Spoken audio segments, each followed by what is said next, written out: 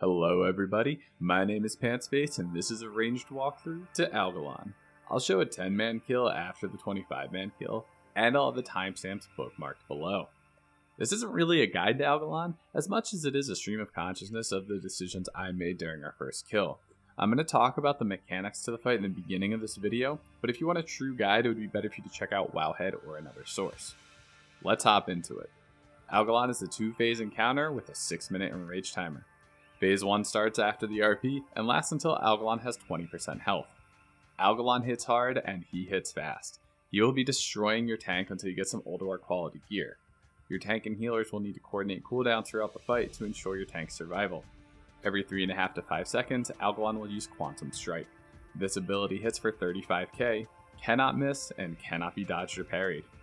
Every 15 seconds, he will cast Phase Punch. This leaves a stacking debuff on your tank, and if 5 stacks will transport your tank to the Shadow Realm. For this reason, you need an off tank to taunt Algalon and allow the debuff to fall off your main tank before it reaches 5 stacks. Every 25 seconds, Algalon will cast Cosmic Smash. These are red circles that appear on the ground, 3 for 25-man and 1 for 10-man, that need to be avoided. Standing directly on one will probably kill you if you're not a tank, but standing 10 yards away or more will reduce all of the damage. The closer you are, the more damage you'll take, so make sure to get out of there. 15 seconds into the fight, Algalon will summon 4 adds called Collapsing Stars. These slowly lose health over time, and when they die, explode and deal a lot of raid-wide damage. After dying, they also leave a black void zone on the ground. The raid will need to run into these void zones to survive Big Bang, which I'll cover in a bit.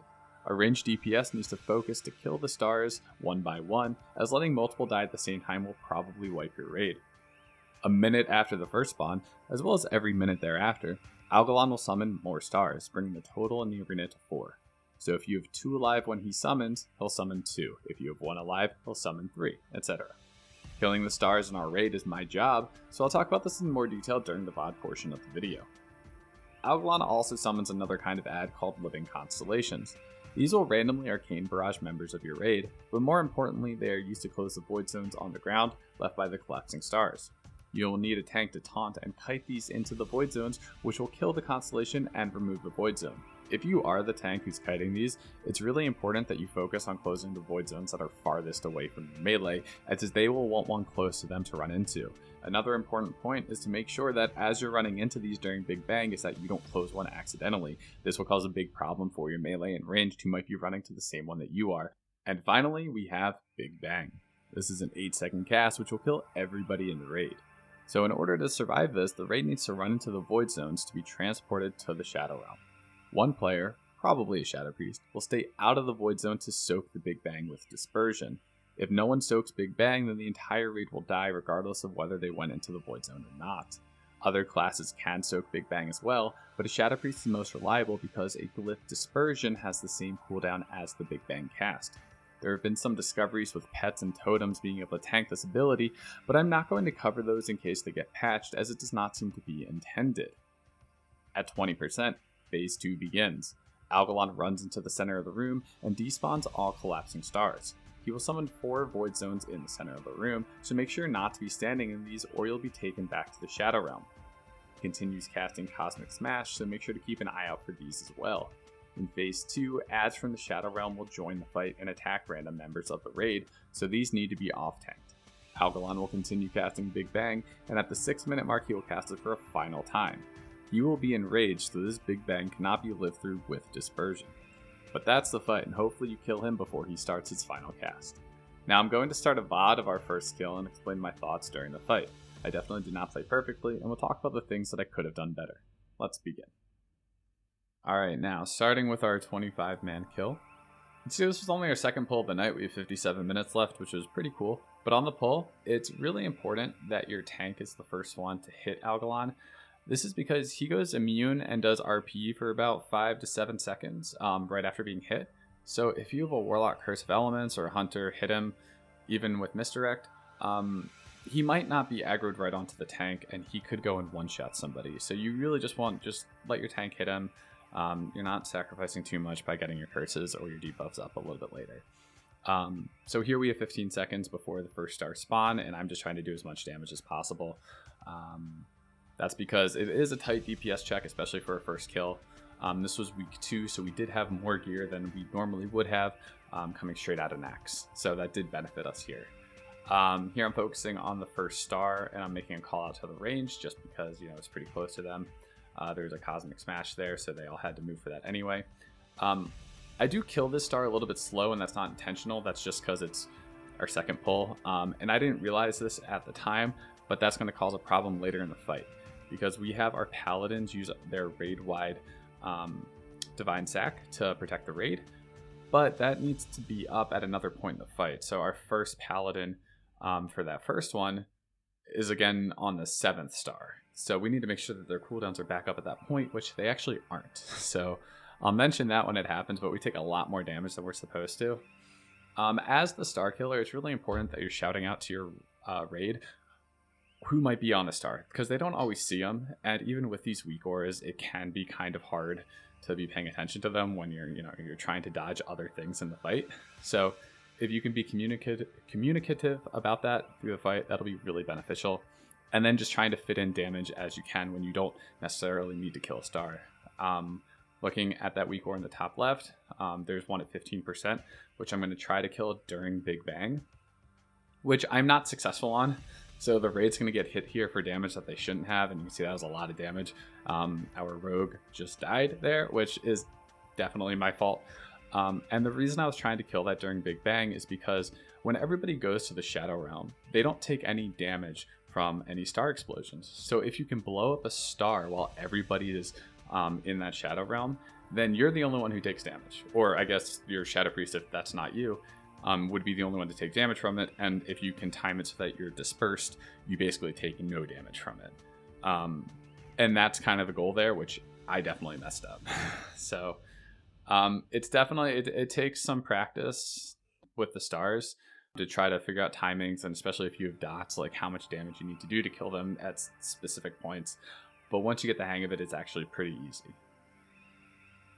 And then again, just being communicative about, or to your raiders about who might be standing near one. Here, I get a little bit stuck because there's 3 void zones, and I'm just trying to see like what's Cosmic Smash so that I don't take too much damage. And again, trying to get some damage on Algalon.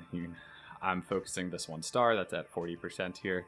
You can see Algalon's at 50%, and Big Bang 2 is about to come out. So we are right on track for that target to kill him in the timer. I think this star I do time correctly. So that star just died. I was dispersed. Big Bang went out at the same time. I took barely any damage. That was a perfectly done star that time. Not saying that's always how it goes. And again, that's kind of it, really. Really, the most important thing is just being communicative to your raid. Obviously, there's a lot of other things that everybody else is focused on. Your tanks and your healers have a lot going on. I almost died right here and didn't even realize it. I was not paying attention to my health. Got some unlucky arcane barrages from the constellations.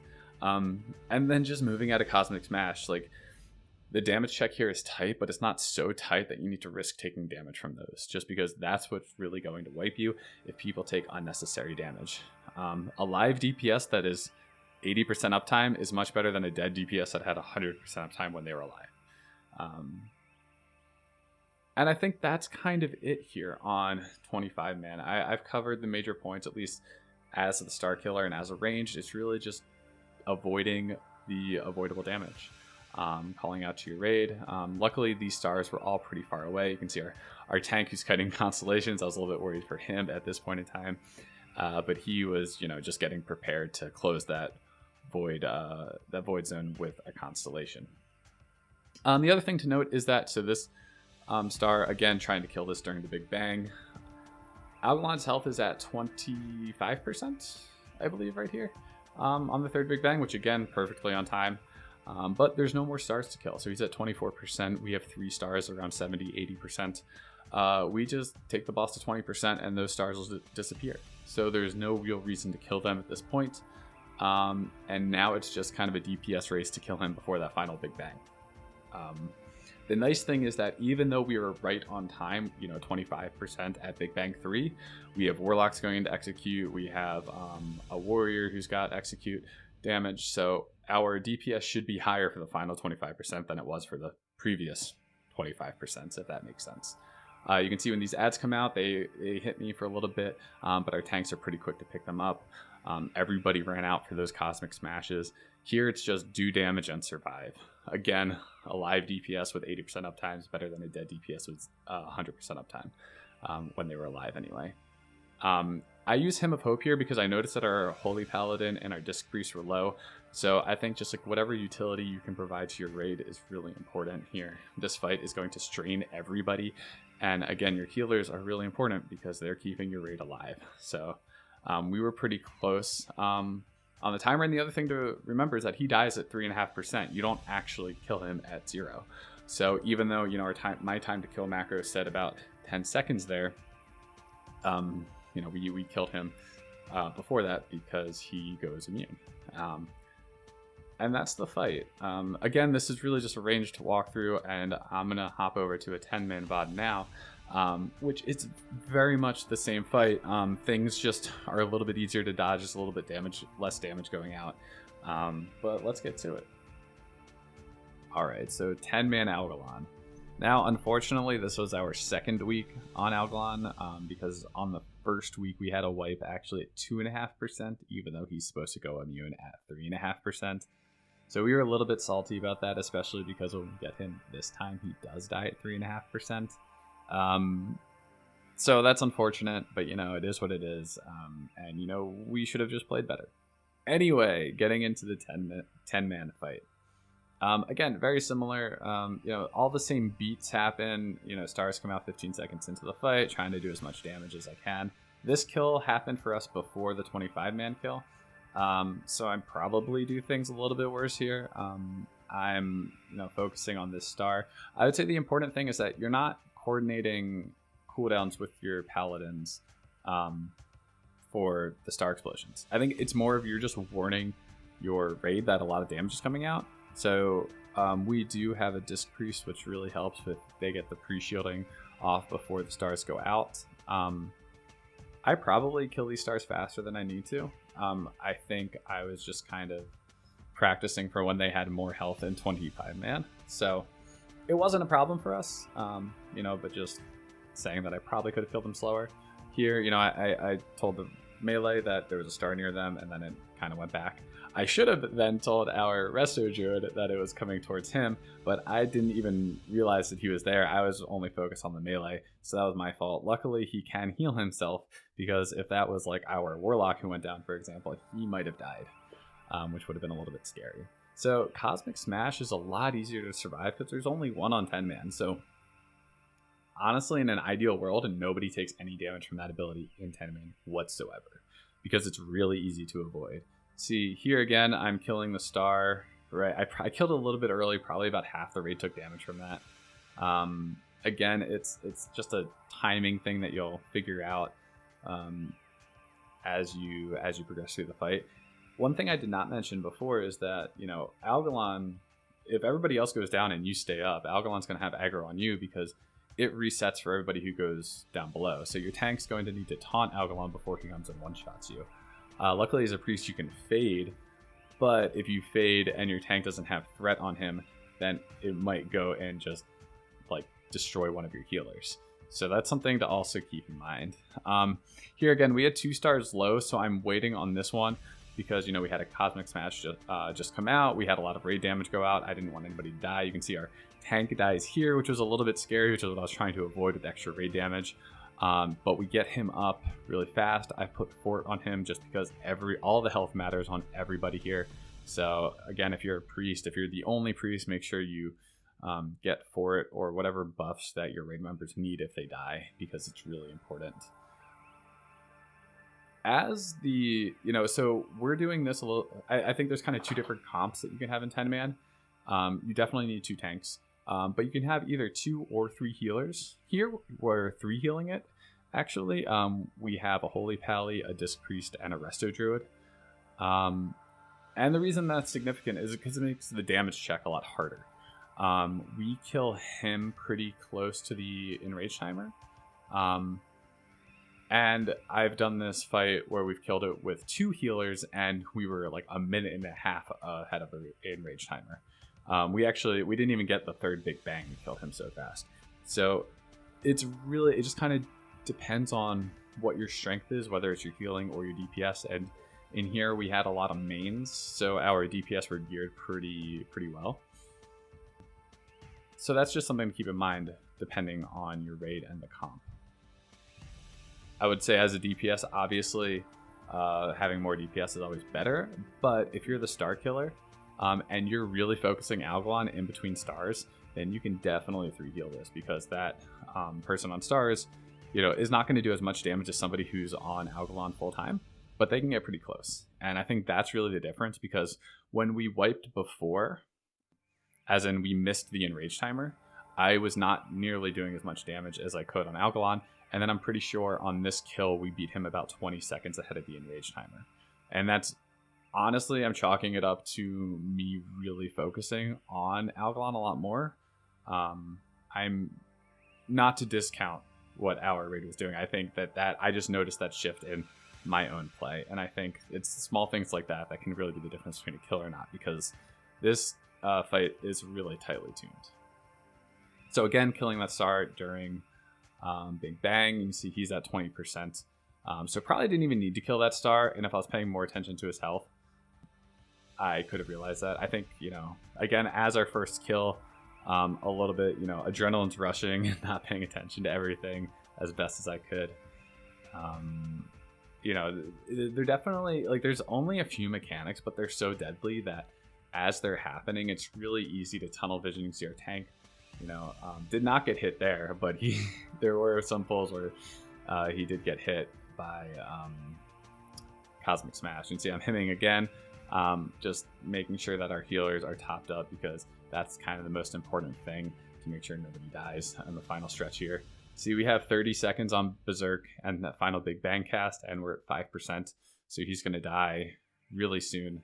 You can see I'm, pretty close to number 4 DPS on the meters, and I think on our previous attempts, I was like less than 4k DPS overall. So a big shift in damage from your star killer can really turn the tide on this fight if you're just barely missing the enrage timer.